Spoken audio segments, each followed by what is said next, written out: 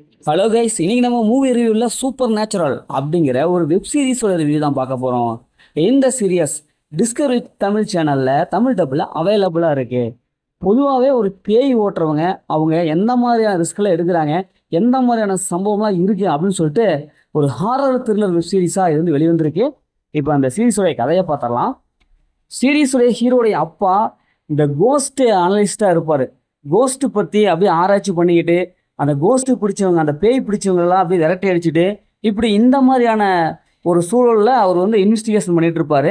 நிறைய கேஸ்லாம் அட்டன் பண்ணிகிட்டு இருப்பார். திடீர்னு பார்த்தா ஒரு நாள் அவர் வந்து இறந்துருவார். இறந்ததுக்கு அப்புறம் அதுக்கப்புறம் அவங்களுடைய பசங்க இந்த ஆராய்ச்சியை அப்படியே தொடர்ந்து செஞ்சுட்டு இருப்பாங்க. 2 பேர் இருப்பாங்க. அவங்க தான் அந்த சீரிஸுடைய ஹீரோக்கள். இவங்க எந்த மாதிரியான கேஸ் அட்டன் பண்ணுறாங்க, அதன் மூலம் எப்படியெல்லாம் பேயை ஓட்டுறாங்க, என்னவெல்லாம் பிரச்சனை ஏற்படுது, இறுதியில் என்ன ஆச்சு அப்படிங்கிறது தான் இந்த சீரிஸுடைய ஒன்லைன். இப்போதைக்கு 6 எபிசோடு வந்து வெளியிட்டிருக்காங்க. இன்னும் போக போக எபிசோடெல்லாம் வெளியிடுவாங்க. இப்போ இந்த சீரிஸுடைய பாசிட்டிவ்னு பார்த்தாவே இதில் வர ஹாரர் போர்ஷன் ரொம்ப நல்லாவே இருக்குது. ஃபஸ்ட்டு ஒரு 3 எபிசோட் நல்லா சூப்பராக கொண்டு போயிருக்காங்க.